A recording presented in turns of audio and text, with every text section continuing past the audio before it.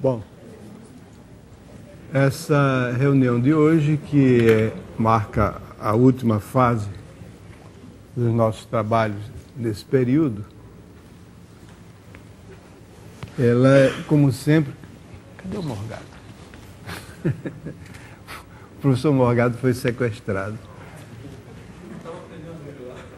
Deve estar fumando um cigarro. Essa reunião de hoje, então, como é tradicional, ela é dedicada a responder algumas perguntas feitas pelos nossos participantes daqui e de todo o país. Das outras vezes, nós fizemos isso com bastante, eu diria, com bom êxito, né? Nós verificamos que é uma das atividades mais interessantes do curso, né?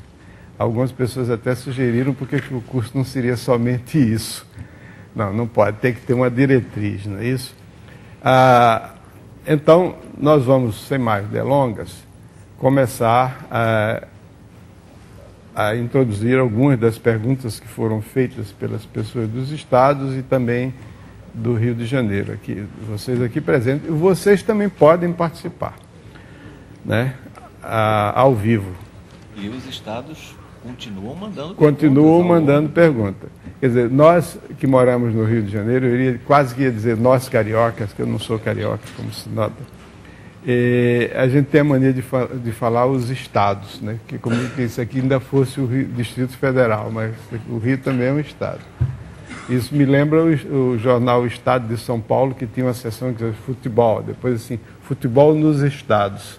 Quer dizer, São Paulo é uma casa à parte. Bom, então vamos começar com a pergunta. Então, já que eu estou com a palavra, eu começo com a pergunta que me foi feita por um colega, o Dilton Dantas de Oliveira, de Sergipe. A pergunta diz respeito à definição de circunferência. Ele pergunta o seguinte: afinal de contas, o que está errado na definição de circunferência? Hoje, antes da aula, eu tive uma dificuldade enorme de convencer o Morgado que estava errado. E eu acho que ele ainda não ficou convencido. O problema é o seguinte: a circunferência é um conjunto, certo? Um conjunto de pontos do plano. Para definir um conjunto, a gente tem que especificar uma propriedade a qual é satisfeita pelos elementos, é gozada pelos elementos, é possuída pelos elementos do conjunto e somente esses elementos. Por exemplo, o conjunto dos números pares. Então eu verifico se o número é par, ele pertence ao conjunto. Se ele não é par, não pertence. Toda vez que você vai definir um conjunto, você tem que dizer uma propriedade que é comum aos elementos do conjunto e somente a esse. Então, a definição tradicional que eu aprendi no colégio, eu acho que todo mundo aqui também aprendeu, é o seguinte: circunferência é o conjunto dos pontos equidistantes de um ponto interior chamado centro. Essa definição está errada.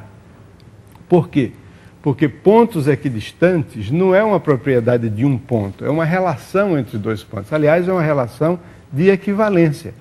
A relação A e B são equidistantes de um terceiro ponto O fixado, né? Essa é uma relação de equivalência.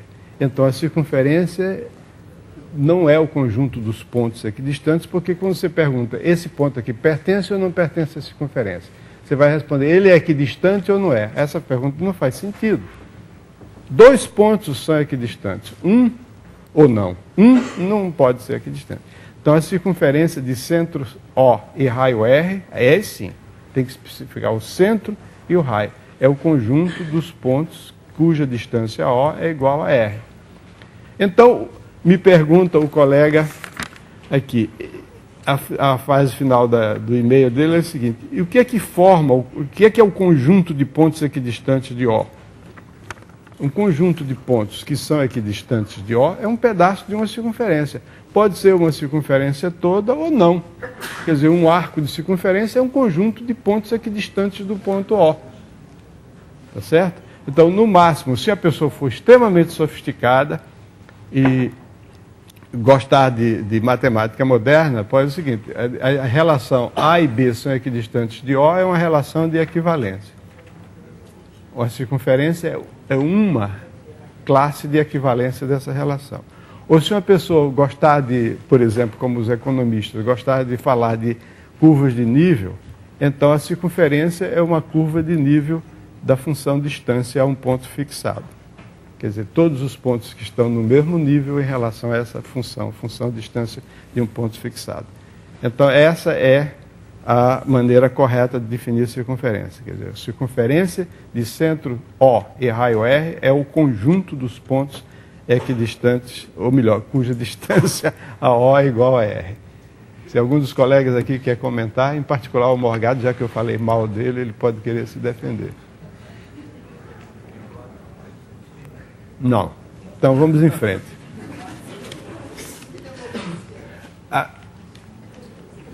Primeira pergunta. Afinal, o que Bhaskara tem a ver com a fórmula de resolução da equação de segundo grau?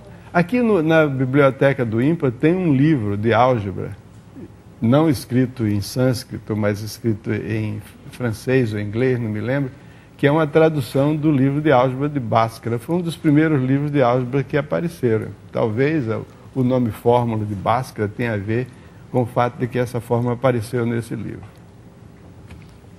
Não. Não. Alô? Sim. Fale. Sim? Pode? Dois? Ah, bom. Eu tive conferindo, né? Bhaskara é do século XII. Né? Ele nasceu em 1100 e alguma coisa. E naquele tempo ainda não havia a fórmula como a gente conhece hoje, escrita hoje, menos B, mais ou menos.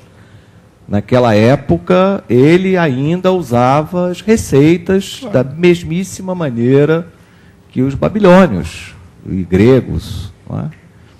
Esse livro de álgebra que o professor Elon se referiu, que inclusive leva o nome da filha dele, por uma outra história curiosa, é um livro de problemas resolvidos, não é? Antigos, problemas de toda a época. Tem problemas da China, tipo o problema do bambu, sabe? Um bambu tem 32 unidades de comprimento, aí um raio quebra o bambu e um pedaço dele, né, dobra e a ponta encosta no chão a 20 unidades do pé.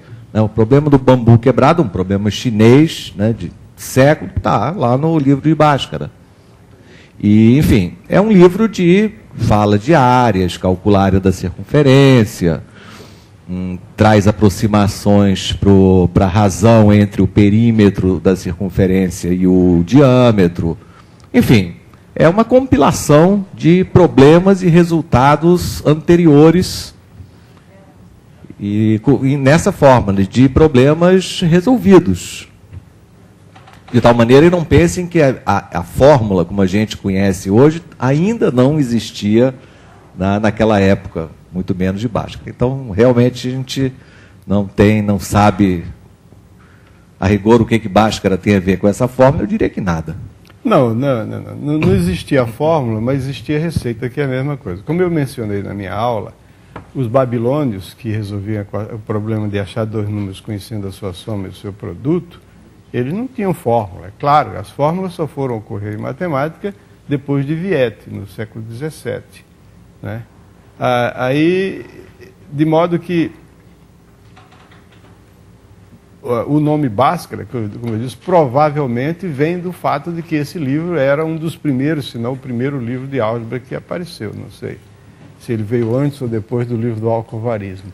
Mas naquela época, claro, existia a receita. Pegue o número, faça isso, aquilo outro. Tal, e deu o resultado. Mas isso é a mesma coisa que a fórmula. De qualquer modo, como o Wagner explicou, o livro do Bhaskara apareceu no século XIII. No século XII? No século XII. E então, muito antes disso, já se sabia resolver a equação de segundo grau. Muito, muito antes. Não com fórmula, ninguém antes de que a álgebra se desenvolvesse. Mesmo as pessoas que na Renascença descobriram a chamada fórmula de Cardano, não era fórmula naquela época, era receita. Né? Eu queria fazer uma observação. Eu odeio, a palavra correta é essa, esse nome fórmula de Bhaskara. Eu não deixo meus alunos chamar essa fórmula, mesmo que o livro texto chame de fórmula de Bhaskara. Cada vez que um aluno meu fala fórmula de Bhaskara, eu corrijo para a fórmula impropriamente chamada por alguns de fórmula de Bhaskara. Agora, por que eu sou tão radicalmente contra esse negócio de fórmula de Bhaskara? Um filósofo já disse que tudo aquilo que só existe no Brasil, se não for jabuticaba, pode crer que é besteira.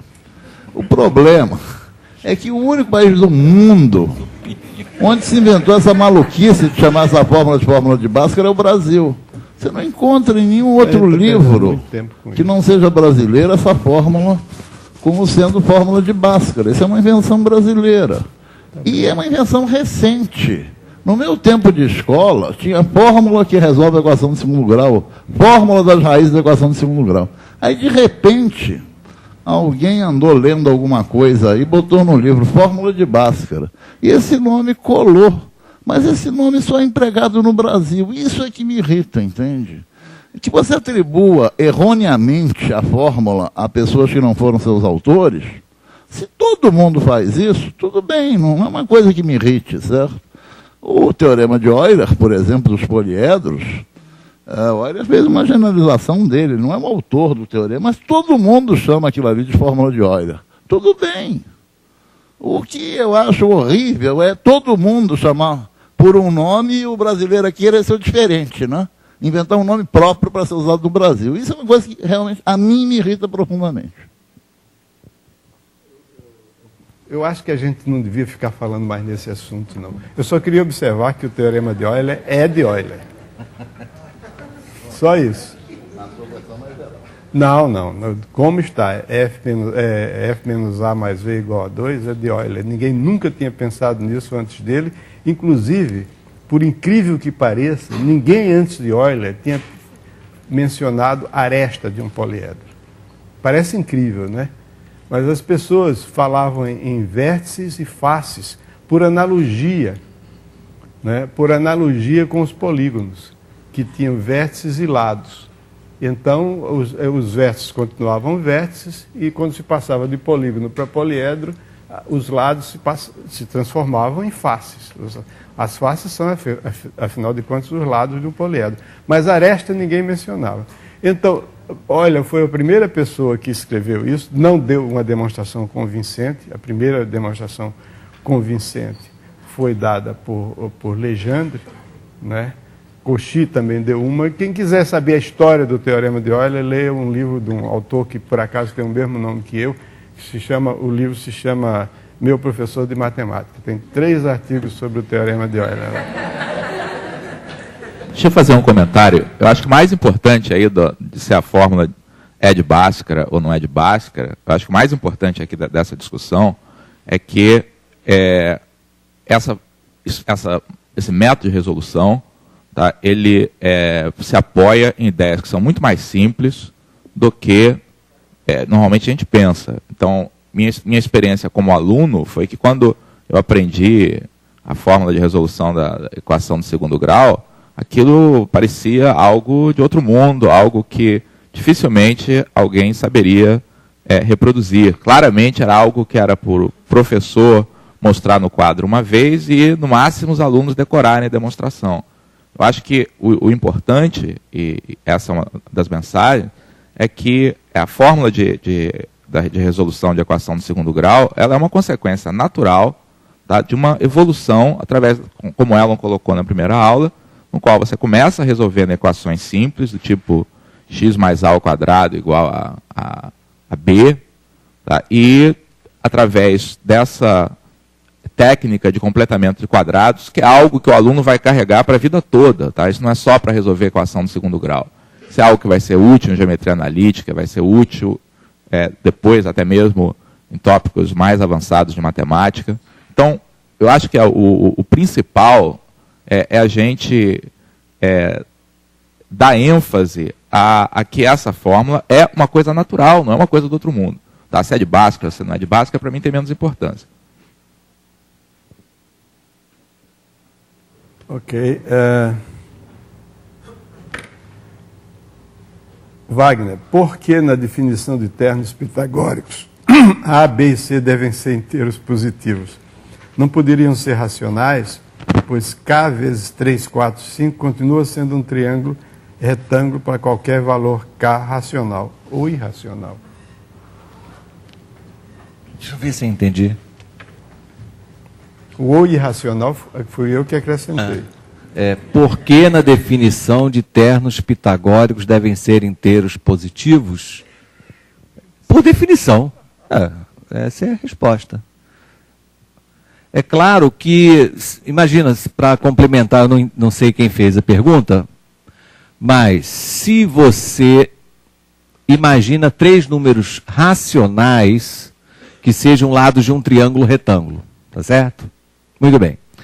Esses 3 números racionais podem ser escritos como frações. Ótimo. Se podem ser escritos como frações, eles podem ser escritos como frações de mesmo denominador. Correto? Então, se você multiplicar esses 3 números pelo próprio denominador, você passa a obter 3 números agora inteiros positivos que continuam sendo lados de um triângulo retângulo. Então, realmente, o curioso, o que despertou interesse, foi descobrir justamente os ternos de números inteiros que sejam lados de um triângulo retângulo. Tá? Paulo César, nas notas do professor Paulo César não há nenhum ângulo de 30 graus, 45 graus ou 60 graus, enquanto que, nos livros didáticos, praticamente tudo gira em torno deles. Peço um comentário, pois trabalhar com outros ângulos exige uma calculadora que o colégio não permite oficialmente que se use, pois é proibido no vestibular. Tem essa pergunta sobre trigonometria e tem outras que eu vou aproveitar e comentar também. Foi proposital o fato de, nas notas, não aparecerem ângulos de 30, 45, 60, porque a vida é assim, né, gente? Os ângulos que aparecem quando você vai ao campo e vai fazer medições são ângulos como esses. Então, é extremamente deseducativo e contribui para a visão do aluno de que a matemática é uma brincadeira de desocupados, né? Você colocar problemas que vão calcular a distância em que todos os ângulos são de 30, 45, 60. Essa questão da calculadora, é claro que não adianta a gente dizer que a escola deveria ignorar o vestibular. Claro que não. O vestibular é uma realidade do nosso sistema educacional, tá? E é importante que os alunos se habituem a trabalhar em condições de exame. Mas não precisa ser o tempo todo também, né? Então, nada impede que você possa fazer um trabalho equilibrado em que você vai preparar o aluno para o vestibular, sim, mas também vai prepará-lo para a vida, para usar a calculadora, tá? Que não é uma coisa tão trivial assim de ser usada.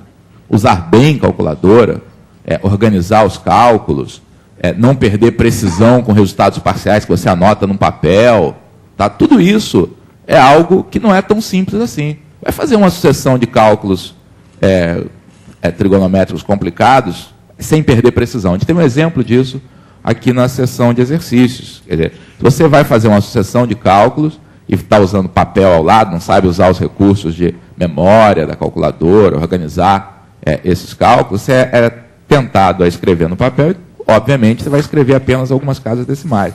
Então, usar a calculadora para resolver problemas não é algo trivial, não é coisa que qualquer um possa fazer sem treino. Então, faz parte ensinar os alunos a usar a calculadora, não somente para resolver problemas de trigonometria, mas problemas de outras disciplinas.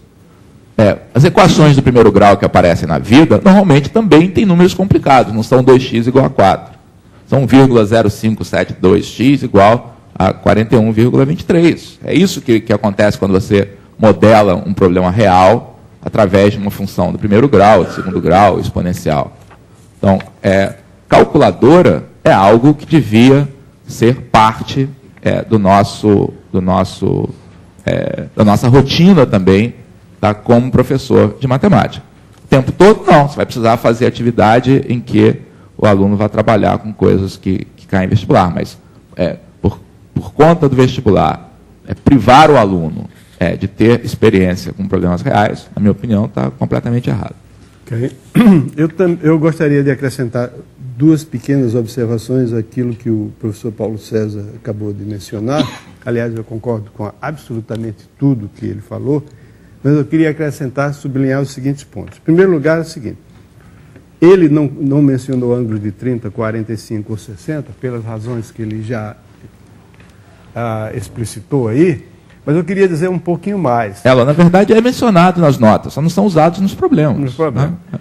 Se trigonometria fosse sobre ângulos de 30, 45, 60 graus e outros assim desse tipo, não havia necessidade de trigonometria. Todos os problemas que você faz com ângulos de 30 e 60 graus se resolvem observando que num triângulo retângulo, quando um ângulo agudo é o dobro do outro, a hipotenusa é o dobro do menor cateto. Isso foi o que o meu professor ensinou quando eu tinha 13 anos de idade, nunca mais me esqueci disso. Num triângulo retângulo, quando um dos ângulos agudos é o dobro do outro, a hipotenusa é o dobro do menor cateto. Isso define o seno e o cosseno de 60 e 30 graus. Não há necessidade nenhuma de trigonometria. A importância da trigonometria reside principalmente no fato de que ela é um processo de transformar relações entre ângulos em relações entre segmentos, que é muito mais fácil lidar com segmentos do que lidar com ângulos. E a importância, o sucesso, o êxito da trigonometria inicial, depois veio a questão da periodicidade, que deu origem à análise harmônica e vários outros desenvolvimentos da matemática, equação do calor, etc. A importância, o êxito da trigonometria provém do fato de que existem as tábuas trigonométricas, que de hoje em dia são substituídas pela calculadora. É exatamente a existência da calculadora que veio substituir as tábuas trigonométricas, as tabelas trigonométricas, que justifica o interesse da trigonometria. Se não fosse por isso, não havia necessidade de trigonometria. Se não fosse a maquininha dizer quanto é que é o seno de 37, 48 e 52, não havia necessidade de trigonometria. Os problemas de 30, 45, 60 graus a gente resolve usando geometria elementar, tá certo? E a outra observação que eu queria fazer, para não me estender muito, é que é um absurdo uma escola proibir o uso de calculadora. É realmente um absurdo inqualificável. Mesmo que os alunos não tenham a capacidade financeira de adquirir calculadora, a escola devia tê-las. Mas, em geral, os alunos têm essa capacidade. Afinal de contas, a calculadora com funções trigonométricas não é tão cara assim. Bom, uma pergunta aqui é dirigida ao professor Morgado. Diz assim: o professor Morgado, no seu livro de combinatória, não fala em arranjo. Parece que esse tal de arranjo está fora de moda. Por quê? Entretanto, os livros didáticos dividem os problemas de combinatória em problemas de permutação, arranjo e combinação. Parece que em um vestibular do Pará, uma das opções de um problema de combinatória era A 30,3. Assim, o aluno devia saber o que isso significa, tanto o símbolo quanto o conceito. Como devemos ensinar? Morgado. Quer ler a pergunta? Não, eu tenho ela aqui. Eu já falei aqui, não sei se falei só para o Rio, que algumas coisas a gente deve decorar, porque elas são usadas a toda hora, né? Eu acho um absurdo mandar que o aluno decore tudo, e acho também um absurdo dizer para o aluno que decorar é bobagem, que ele não precisa decorar nada, que o importante é entender as coisas, etc. e tal. Não é bem assim, né? Tudo tem a sua medida certa. É claro que eu não vou decorar o telefone do Joaquim José de Almeida, pessoa para a qual eu telefono uma vez a cada 2 anos. Mas é claro que eu vou decorar o meu telefone, o telefone da minha casa, porque eu ligo para a minha casa várias vezes. Não faz sentido. É preciso decorar? Não, eu posso manter no meu caderninho de telefone uma letra E, eu, né? Cada vez que quiser ligar para casa, eu pego o caderninho de telefone e vejo o telefone. Acho que hoje em dia há essas tendências pedagógicas do vamos decorar tudo para facilitar a vida do aluno, né? Eu conheço vários orientadores pedagógicos que Eu já assisti num colégio em que eu trabalhei, alunos do 2º grau, do ensino médio, ganharem da orientadora pedagógica uma tabelinha para que eles soubessem mais rapidamente quanto eles iam precisar de nota na prova final, certo? Então, a partir da nota da média dos bimestres, né, da média bimestral, tinha uma tabelinha, né, para calcular de que nota o aluno necessitaria na prova final. Isso aí foi citado pela orientadora pedagógica como um importante trabalho do Serviço de Orientação Educacional, certo? Serviço de Orientação Pedagógica, né? Quer dizer, proibir que o aluno pensasse, certo?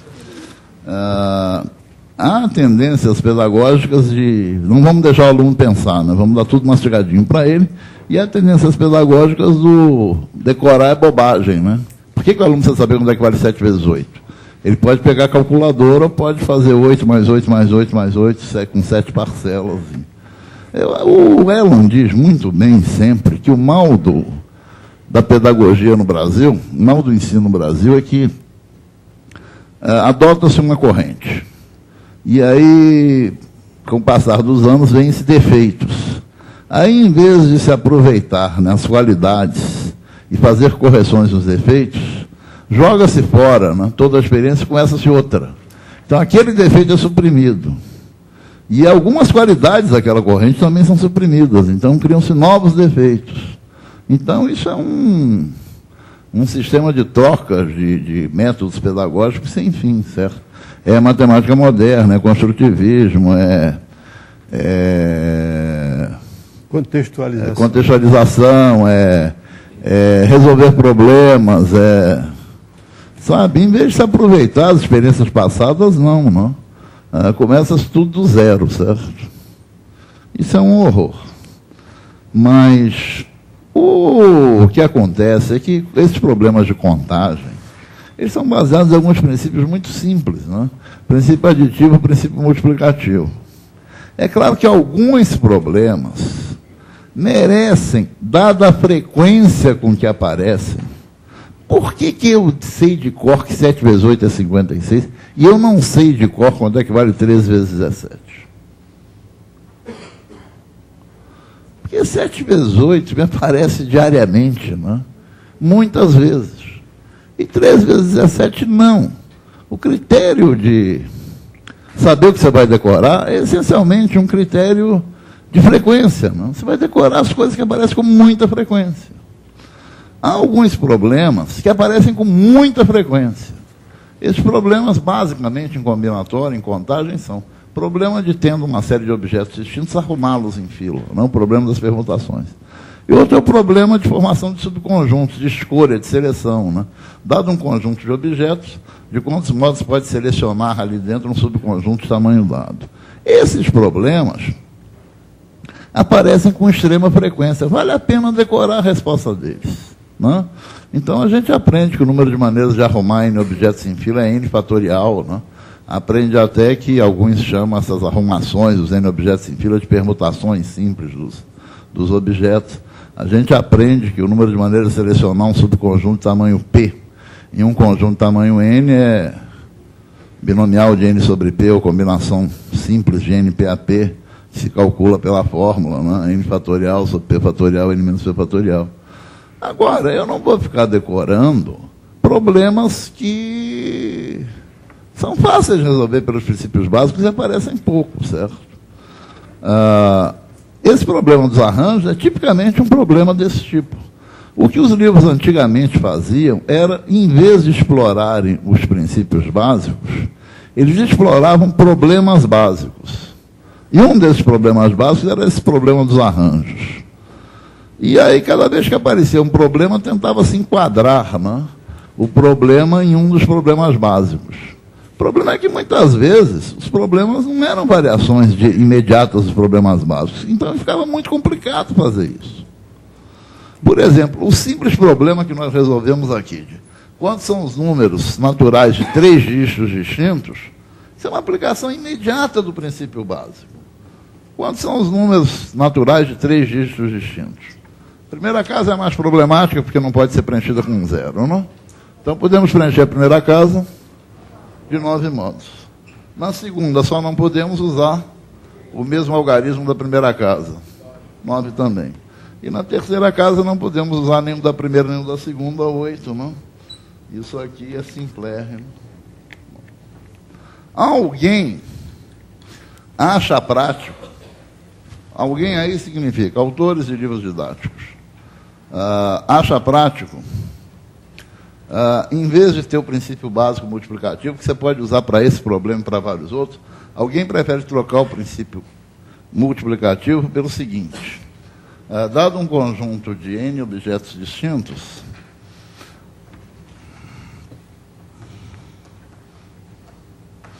de quantos modos você pode fazer uma fila, não? Com P objetos distintos retirados desses daí. Esse problema é um problema absolutamente ridículo, porque você pode preencher a primeira casa de quantos modos? N. A segunda casa de quantos modos? E assim vai, né? Como são P casas a preencher, haverá P fatores aqui. E chamam isso de arranjos simples dos N objetos somados PP. Preferem usar esse problema particular em vez do princípio geral. E aí, isso é o que eu chamo de falso facilitário, certo? As pessoas acham que mais vale dar uma fórmula do que apresentar ao aluno uma boa ideia. Quando o problema é exatamente o problema que foi decorado, tudo bem, é só aplicar a fórmula. Aliás, essa é a atividade matemática preferida dos nossos autores de livros didáticos, né? Matemática resume-se em observar e aplicar fórmula, certo? Alunos, às vezes, terminam o ensino médio e realmente eles nunca viram matemática, nunca associaram ao fato de matemática ser uma ciência dedutiva, certo? Atividade matemática é aplicar a fórmula. Alguns trocam esse princípio básico por essa fórmula. E olha agora como é que fica aquele problema. Eu tenho que fazer uma fila com 3 dígitos escolhidos aqui. Bom, qual é o número de modos de fazer isso? 3, quantos dígitos são ali? 10, né? Então é arranjo de 10, 3 a 3. Ih, mas isso está errado. Por que isso está errado? Porque o 0 não pode ficar na primeira casa. Então contei a mais. Então o que eu vou ter que fazer agora? Teria que descontar os começados em 0. Quantos são os descontados em 0? Os começados em 0. Agora eu tenho que fazer uma fila só de 2, né? Só de 2 desses daí, né? Um arranjo de 9, 2 a 2. Se a pessoa achar sinceramente que isso é mais simples do que usar o princípio fundamental, tudo bem, né? Descanse bastante no hospício, ao qual mais cedo ou mais tarde será recolhido. Tá? Isso é uma maluquice. Morgado, é uma maluquice principalmente porque o aluno acaba tendo que recorrer ao princípio multiplicativo para resolver problemas mais complicados. Isso é uma coisa que, como aluno de análise combinatória, eu achava, e é muito confuso para o aluno, por que aqui tem que somar, que tem que multiplicar? Isso vira uma sopa de sinais, né? Porque em problemas complicados você não consegue sequer representar com uma expressão simples, com arranjos e outros números combinatórios, e tem que recorrer ao princípio multiplicativo. Tem que, essencialmente, enumerar um, outro e combinar todas as possibilidades. Então, você, ao invés de oferecer uma certa garantia para o aluno de que tem um processo que corresponde à maneira dele formar os grupamentos, você deixa o aluno completamente perdido. Você está trocando um princípio poderoso e simples por uma coisa mais complicada e menos poderosa. Em suma, é maluquice total. Você está trocando uma coisa poderosa e simples por uma coisa muito menos poderosa e muito mais complicada. Agora, Morgado, Não, eu tenho um comentário ainda a fazer sobre isso, que é o seguinte, quer dizer, isso que o Morgado respondeu foi relativo ao ensino, tá? A atitude de ensino. Agora, olha só o que pode acontecer. A gente está convencido de que essa é a melhor maneira de ensinar, preparou um aluno para fazer os problemas da maneira melhor, aí chega numa questão de vestibular em que tem lá o tal de A33A3, tá, que você, corretamente como professor, tá, não ensinou para o seu aluno. Ele vai chegar para você, puxa vida, mas o senhor não ensinou esse negócio? Eu estou falando isso, tá? A gente está falando aqui para colegas aqui do Brasil inteiro, de todos os estados, possivelmente vários dos colegas que estão nos assistindo nos outros estados participam de comissões de vestibulares, que elaboram provas para os alunos. Eu acho que é necessário um cuidado muito grande para, nas provas de vestibular, nos testes de maneira geral, não perpetuar o tipo de conhecimento matemático que é um conhecimento de almanaque. Tá? De que o que você está medindo é se o aluno conhece aquela notação, tá? Se ele conhece algo que é muito menos importante em relação a outros tópicos, e não a capacidade dele de usar aquela matemática que ele aprendeu até agora para resolver problemas, seja de matemática, seja de outras áreas. Então, eu sempre que tenho oportunidade, eu falo sobre isso. A gente fala muito a respeito dos problemas, tá, de ensino da matemática, mas eu acho que uma parte desses problemas que a gente tem aqui no Brasil é causada pelos exames vestibulares. Tá? Exames vestibulares que enfatizam coisas que não são importantes, tá? Que enfatizam notações, fórmulas, tá? Eles passam uma mensagem que é extremamente poderosa, porque, mal ou bem, todos os professores do ensino fundamental e médio acabam tendo o vestibular como a sua meta. Então, só para alertar de que não adianta nada a gente selecionar bem, ensinar bem os alunos, se ele for mal cobrado. Tá? Bom, eu só para dar um fecho nessa questão, eu queria apenas destacar a importância do papel do professor Morgado no sentido de orientar a todo o país, todos os professores de matemática do país, a respeito dessa questão de análise combinatória. Ele vem há alguns anos, eu conheço já há muito tempo, numa espécie de cruzada contra a atitude equivocada de ensinar análise combinatória, que vocês podem observar que tanto ele como o professor Paulo César, que também trabalha nisso, talvez não com a mesma ênfase, porque ninguém pode ter a mesma ênfase do Morgado, enfatizar mais as coisas do que ele é impossível. Eles não chamam de análise combinatória, eles chamam o quê? Problemas de contagem. Quer dizer, problema de contagem é uma coisa bem mais geral. A análise combinatória tradicional é arranjo, permutação e combinação. Um grande número de problemas importantes e interessantíssimos não se enquadram de modo natural dentro dessas três categorias. E às vezes não se enquadram nem de modo artificial mesmo, de modo que é preciso entender que problema de contagem é algo mais geral. E ele não só ele é contra essa restrição, como ele apresenta alternativas para ela, que são os dois princípios gerais que ele já mencionou tantas vezes. Ok? Com isso a gente passa para o próximo assunto. Eu queria então dar a palavra ao professor Wagner para responder essa pergunta. A partir de que série os senhores, vou botar no singular, o senhor recomenda as construções geométricas?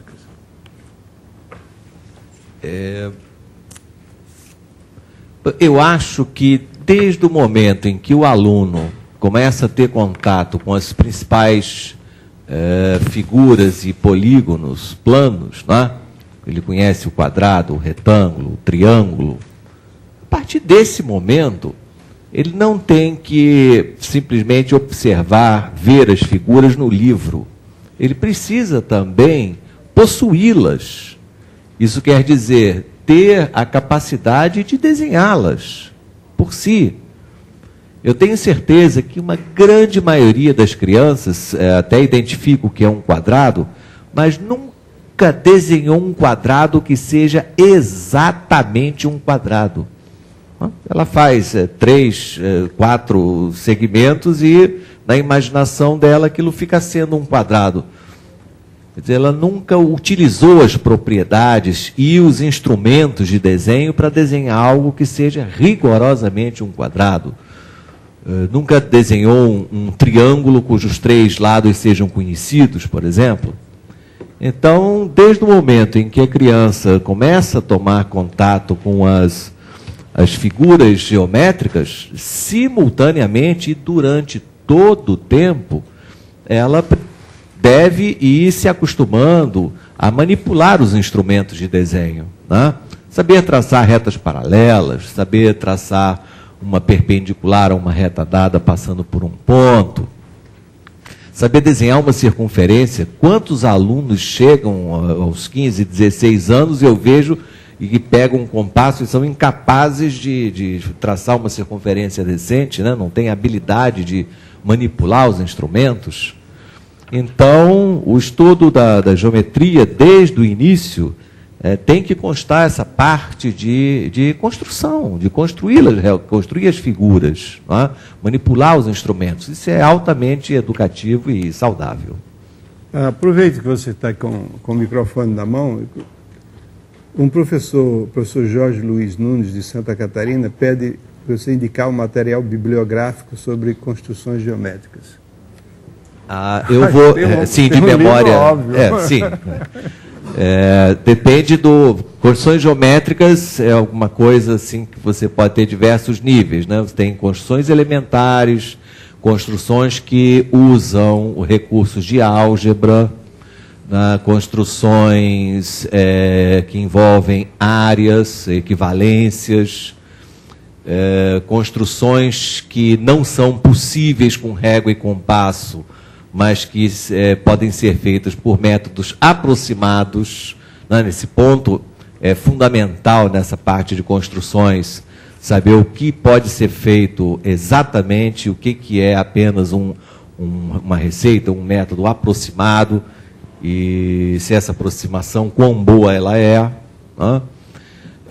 Construções geométricas podem evoluir e resolver problemas com transformações, né? Translações, rotações, homotetia, inversão, e a coisa é grande. Mas, para tomar um primeiro contato com esse mundo das construções geométricas, nós temos aqui na coleção do professor de matemática, da SBM, né? Sociedade Brasileira de Matemática, um livro introdutório, né? Sobre esse assunto, né? Chama-se exatamente Construções Geométricas.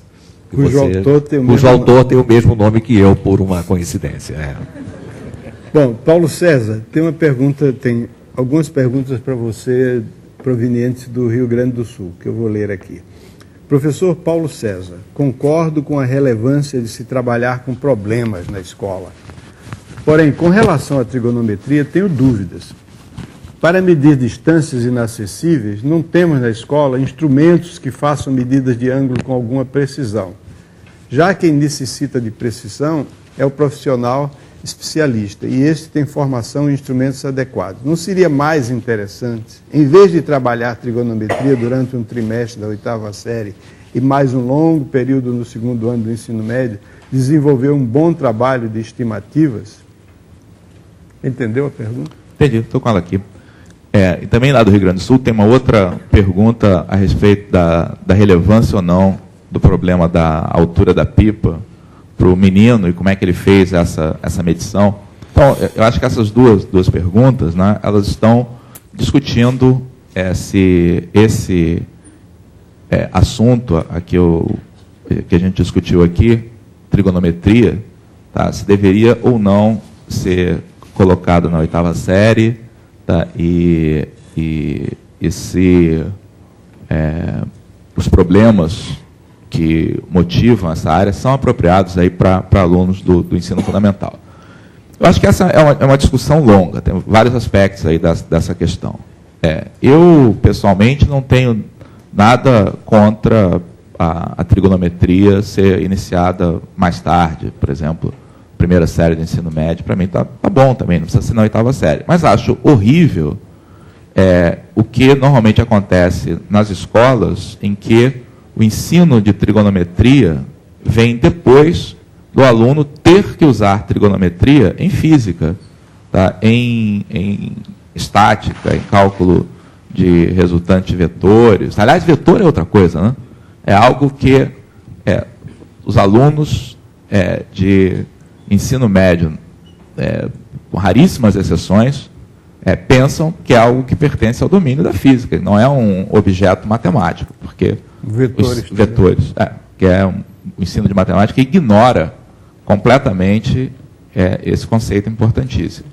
Mas com trigonometria é algo que uma forma de evitar, e eu creio que essa é a razão pela qual tem sido proposto fazer isso na 8ª série, é de um aluno, pelo menos, ter um conhecimento da noção das razões trigonométricas antes de ter que aplicar esse conceito na física. Então, por essa razão, devido a essa organização didática do programa, essa é uma defesa para ser incluído na 8ª série. Agora, caso possa-se fazer um programa integrado para adiar o uso na física depois do aluno ter tempo de aprender, não tem absolutamente nada contra.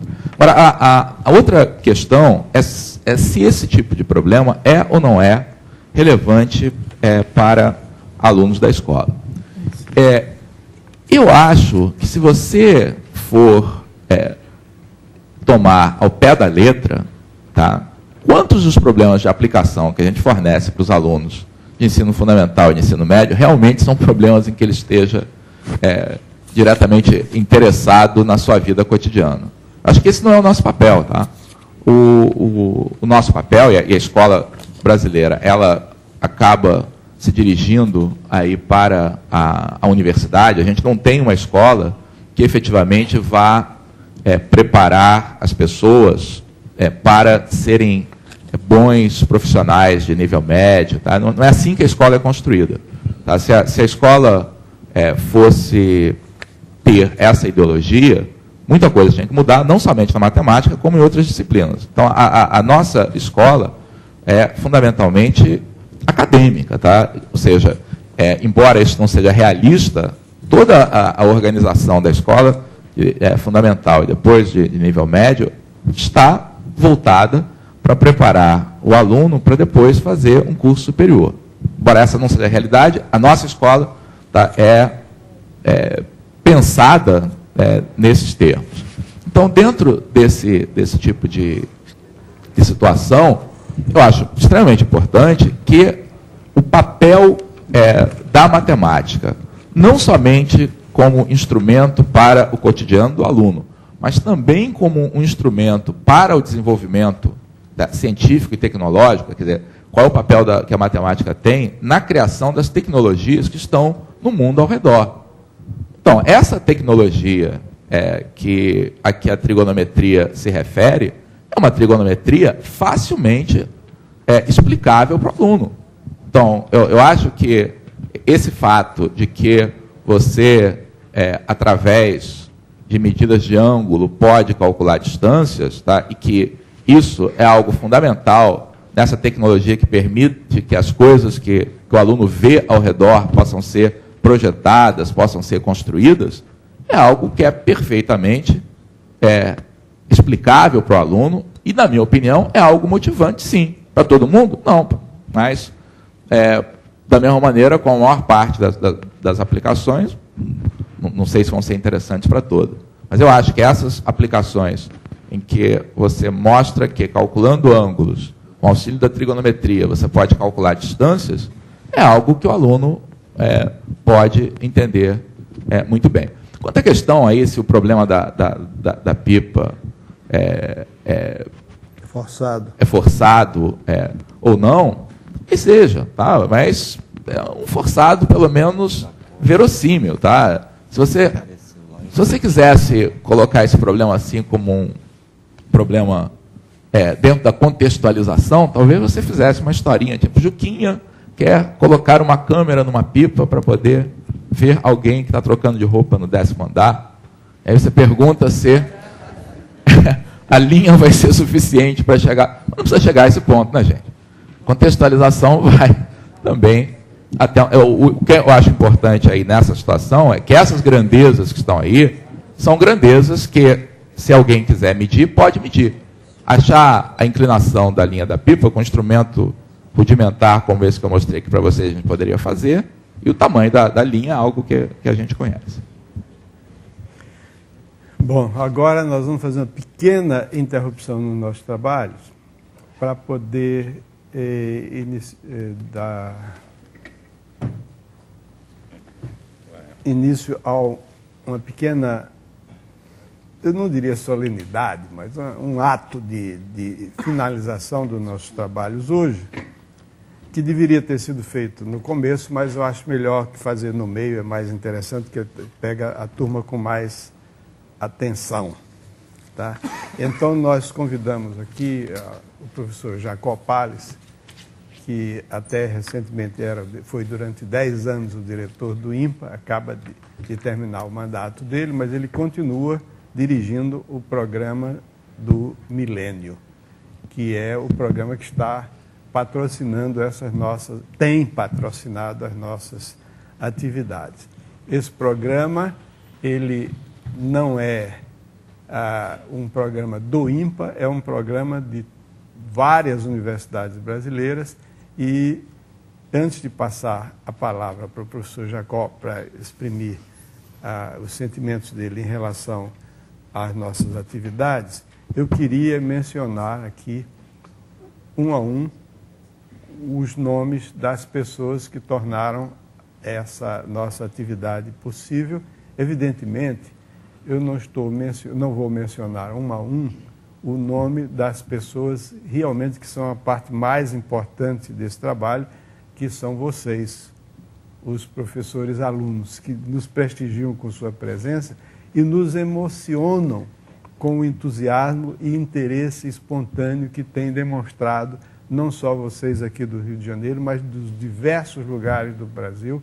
É realmente uma coisa animadora observar como esse nosso trabalho tem sido recebido com interesse e entusiasmo, contrariando os pessimistas que acham que os professores do Brasil não querem estudar, não querem aprender. Apesar de todas as dificuldades que todos nós conhecemos, inclusive aquela dificuldade de que são mal remunerados e mal reconhecidos pelas autoridades. Então, esse é o personagem principal. Não dá para mencionar um por um, mas a todos vocês que têm participado dos nossos trabalhos, inclusive mandando perguntas e não tendo acanhamento de expor as suas dificuldades e as suas dúvidas, o nosso agradecimento sincero. Em segundo lugar, a todos aqueles que têm tornado isso possível, que são pessoas que estão dirigindo as atividades aqui no Rio de Janeiro e em todos os estados brasileiros que participam do nosso programa. Por enquanto, são apenas 15, mas nós temos projetos para ir ampliando mais e mais. Os professores do Rio, todo mundo já sabe, são eu, Paulo César, o Wagner e o Morgado. E a equipe de informática do INPA, que é chefiada pelo Dr. Roberto de Beauclerc, o Dion Visgueiro, que está atrás da câmera. O Beauclerc podia virar a câmera para a cara dele, para o pessoal conhecer o Dion, paraibano da peste, mas boa gente. E o Matias Zug, que é aquele pequenininho que está no momento lá atrás. Ele tem um sobrenome muito interessante, que em alemão, Zug, significa trem, né? Porque ele tem um tamanho adequado. E o Joaildo, que é o nosso auxiliar aqui, eletricista. E a equipe da RNP, porque esse programa ele tem duas partes. Tem a parte matemática propriamente dita e tem a parte tecnológica, que é a parte não trivial, que é de enviar esse sinal para todos esses lugares. Então, a equipe da RNP que tem nos acompanhado esse tempo todo são o Ranieri e o Maurício, né? Adenilson Ranieri Sarges Pontes e o Maurício Noronha Chagas. E na parte não só do Rio de Janeiro, porém cuidando de organizar todas essas atividades no país inteiro, nós temos a Maria Celano Maia e a sua colaboradora Priscila Fernandes Pomatelli, que são duas pessoas que já têm comandado e organizado as nossas atividades todos esses anos. E nos outros estados nós temos os nossos colegas que também merecem aplauso pelo interesse que têm demonstrado e pela eficiência com que têm desempenhado os seus papéis. São Hilário Alencar, em Alagoas, Enaldo Vergasta, na Bahia, Fábio Montenegro, no Ceará, Antônio Carlos Patrocínio, na Unicamp, Campinas, São Paulo, Florencio Guimarães, no Espírito Santo, Ronaldo Garcia, na Universidade de Goiás, Maria Laura Magalhães Gomes e Maria Cristina Ferreira, em Belo Horizonte, na Universidade Federal de Minas Gerais, o Francisco Júlio Sobreira e o Renato Guerra, no Pará, começaram conosco esse ano, a Elizabeth Caras, na Universidade do Paraná, o João Cândido Bracarense, na UniOeste, em Cascavel, também no Paraná, o Silvio, em Pernambuco, o Silvio de Barros Melo, dirigindo a equipe lá em Pernambuco, o Xavier e o Gilvan, na Universidade Federal do Piauí, a Maria Alice Gravina, no Rio Grande do Sul, Mário César Zambaldi,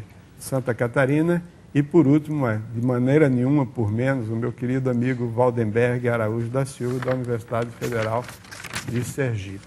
Essas pessoas, elas não são nossos auxiliares, são nossos colegas. Sem eles, esse programa não poderia existir, porque esse não é um programa de educação à distância. É um programa que tem uma atividade presencial muito importante, que é a resolução dos exercícios e a orientação e das discussões desses exercícios feitas pelos professores locais. Então, feita essa menção mais do que justa, eu passo a palavra ao professor Dr. Jacó Palles, que vai nos dirigir algumas considerações sobre o nosso trabalho. Obrigado, Elon. Não sei se está funcionando aqui. O que eu devo fazer? Obrigado, Elon. E, bom dia a todos vocês e aos colegas dos outros 14 centros que participam desse programa.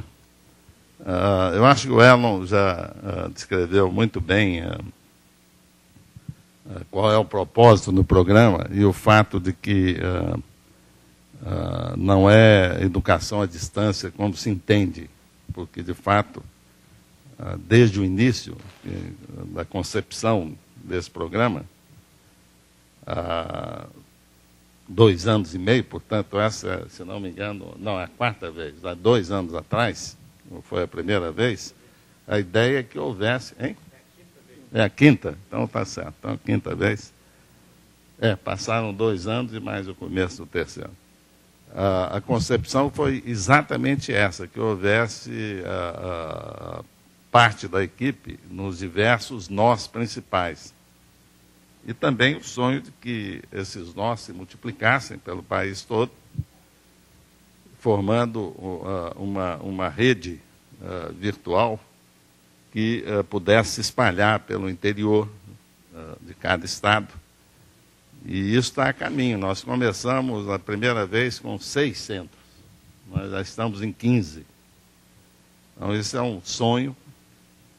Eu quero dizer que isso é uma atividade importante do Instituto do Milênio, que se chama exatamente Avanço Global e Integrado da Matemática Brasileira.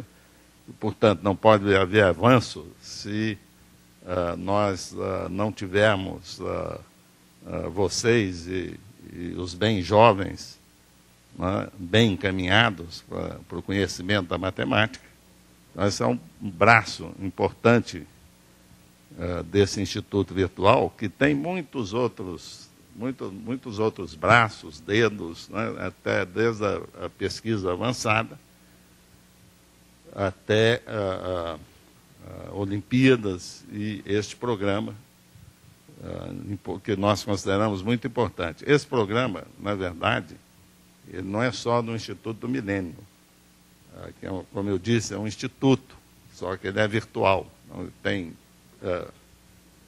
grupos espalhados por 27 instituições, agora acrescentam-se mais algumas, mais de 30 instituições no Brasil.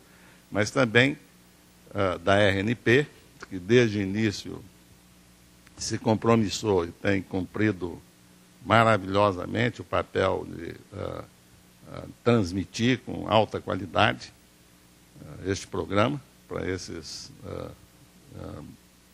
muitos nós, cujo número tem aumentado a cada passo, e também o INPA, o Instituto de Matemática, que compartilhou esse programa desde o início. Na verdade, o Elon foi modesto, esse programa se baseia num programa local, que era feito aqui no Rio de Janeiro, nos mesmos moldes, desde 1993, 91, então são 12 anos já. Então, parabéns a vocês, eu concordo com ela, o entusiasmo de vocês é contagiante e dá muita força, aliás, pelo Brasil todo, dá muita força para que o programa cresça, e cresça sempre com essa qualidade que é compartilhada pelos colegas que são parte da equipe nos diversos nós. Muito obrigado. Muito bem, eu acho que a gente pode encerrar aqui a primeira parte, né? Professor César Camacho deve falar alguma coisa. Eu nem sabia que o César tinha chegado. Olha... Ele chegou devagarzinho. Eu estava aqui lendo, eu estava até lamentando a ausência dele, mas eu ia ficar quieto. Quer dizer, ele não veio, veio mais tarde, ia arrastá-lo para lá.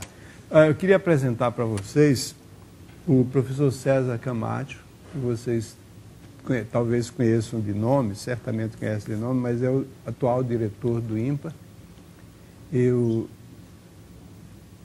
não posso deixar de ter um grande reconhecimento e manifestar esse reconhecimento a ele pela sua atuação, pelo seu interesse em manter esse trabalho que nós vemos realizando durante esses anos.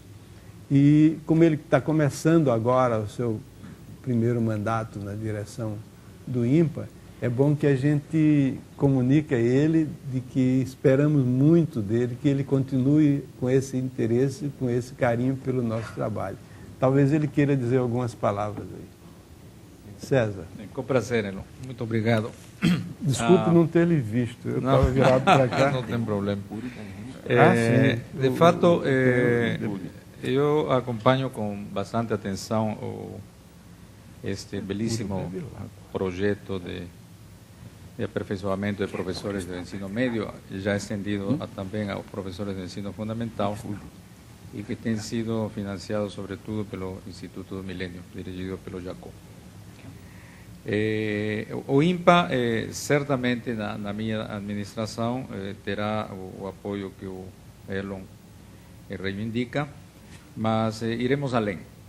De fato, temos uma boa notícia, que é que o INPA pretende colaborar firmemente com esse projeto a partir da sua próxima realização, que entendo eu será no mês de julho, não é?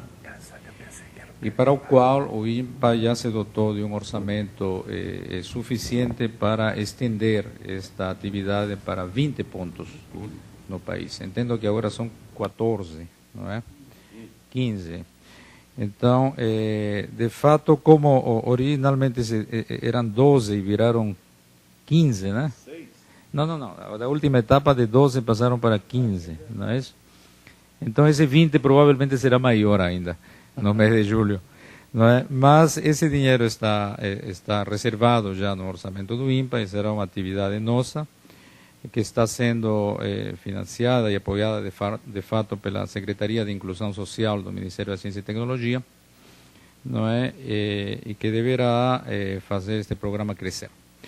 Agora, eu já falei isso para o Elon, existe uma inquietação no meio do matemático brasileiro em relação ao que deva ser o ensino à distância, não é? Especialmente em matemática. Este programa está progredindo muito bem, com muito cuidado. Ele é semipresencial, mas ele, por enquanto, tem uma dimensão muito pequena, não é?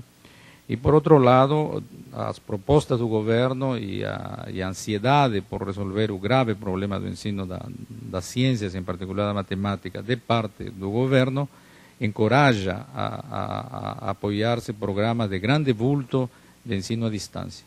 Então é preciso de que a comunidade matemática brasileira tenha uma definição clara de qual é a maneira certa de se proceder em fazer um ensino que leve o conhecimento ao maior número possível de pessoas, utilizando as tecnologias modernas, não é? Mas que ao mesmo tempo se faça com a seriedade e a qualidade com que está sendo feito este programa. Então esse é um desafio já planteado ao Elo, não é? De dar uma dimensão muito maior a este programa, e eu espero ideias para o futuro próximo.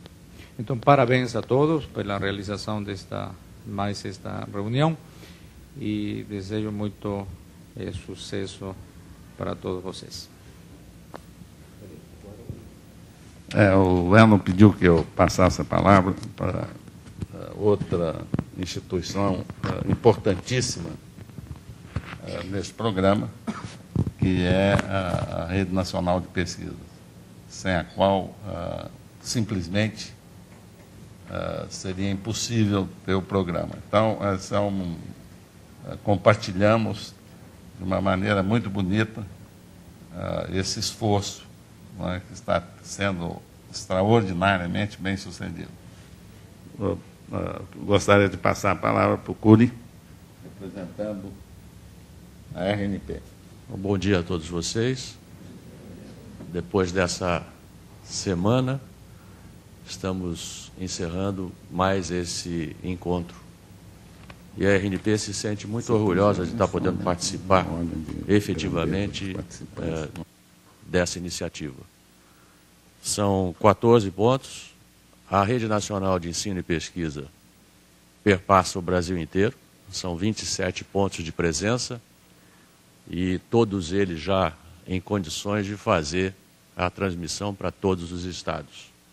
Em alguns estados, poder replicar esse sinal para o interior dele, correndo aí, vamos dizer assim, concorrendo para essa grande missão de fazer com que esse programa possa ser modernizado, ampliado, atualizado tecnologicamente, de forma a levar essa mensagem tão importante de conhecimento aos professores e aos grandes usuários beneficiários desse programa, que são o alunado brasileiro.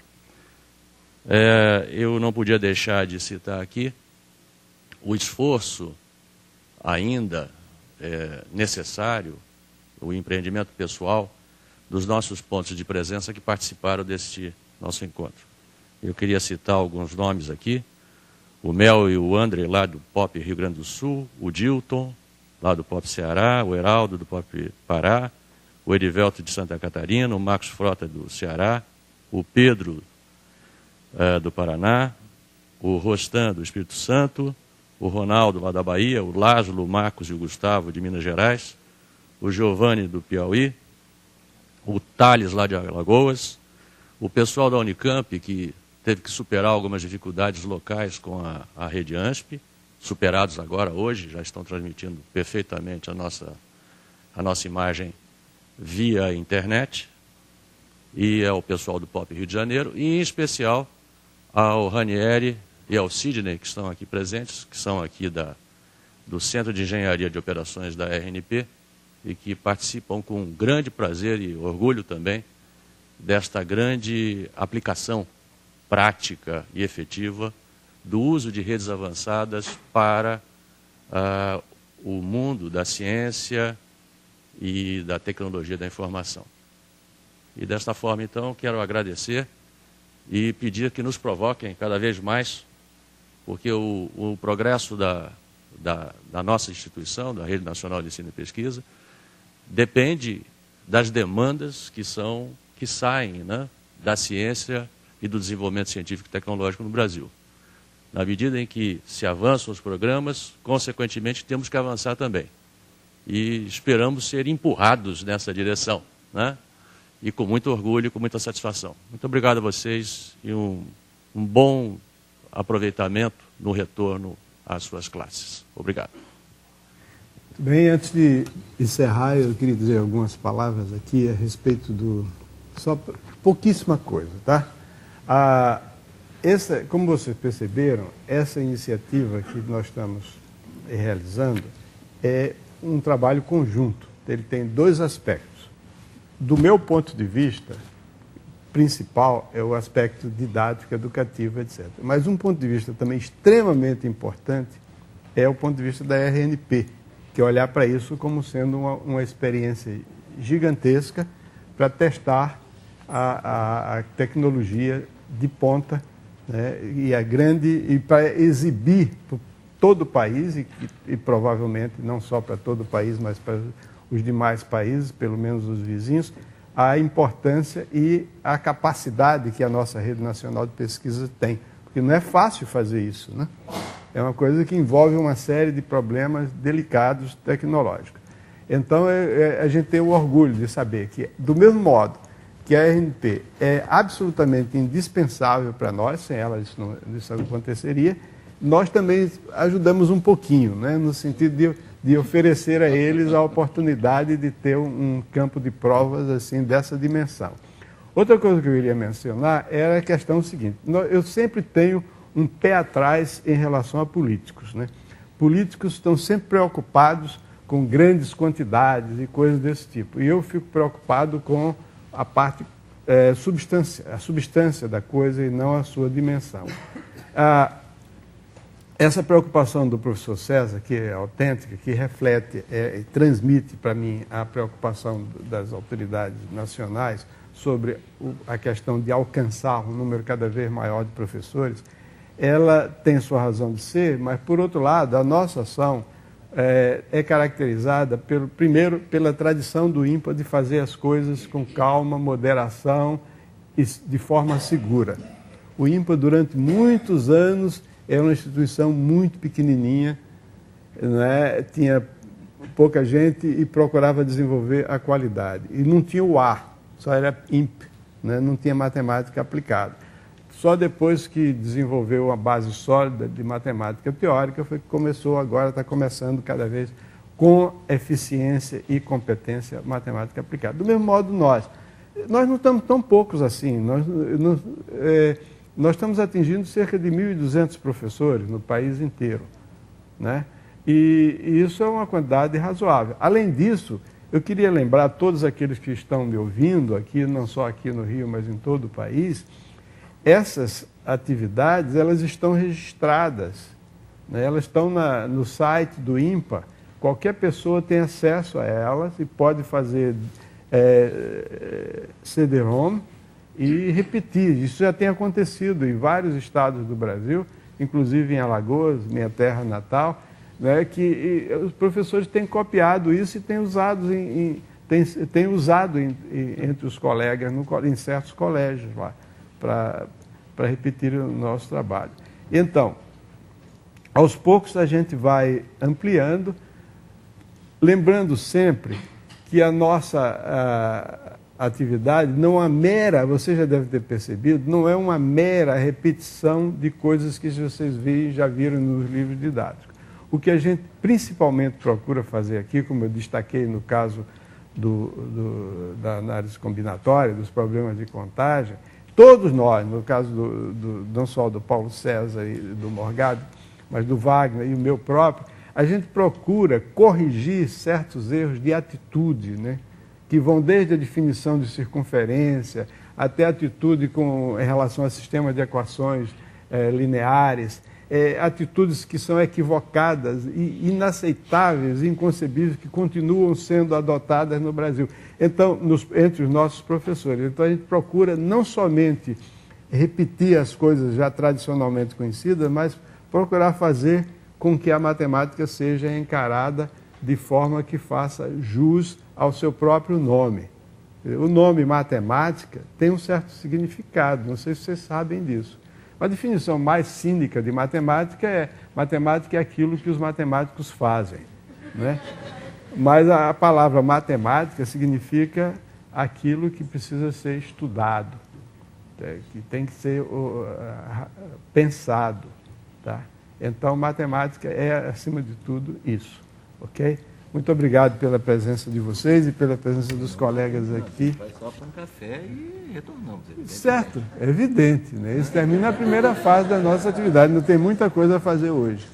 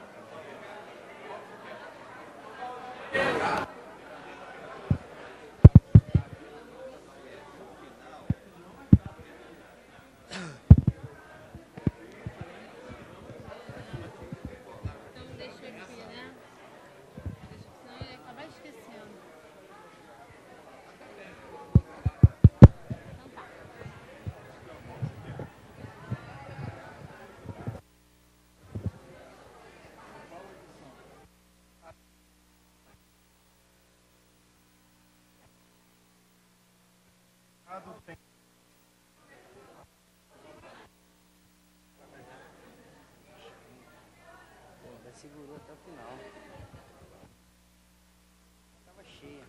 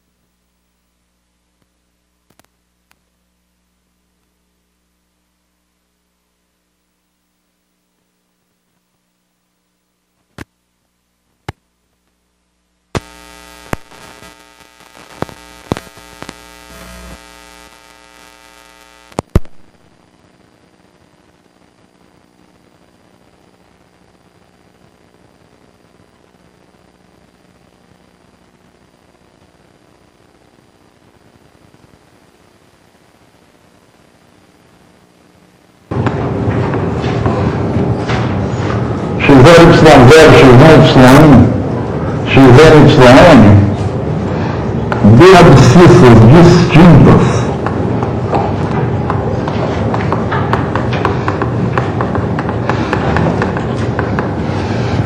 Ou seja, x0 e x1 são diferentes, x0 e x2 são diferentes, x1 e x2 são diferentes.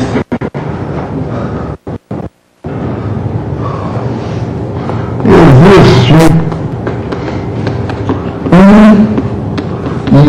só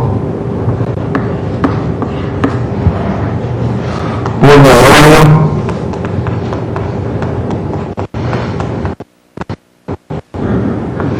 de grau normal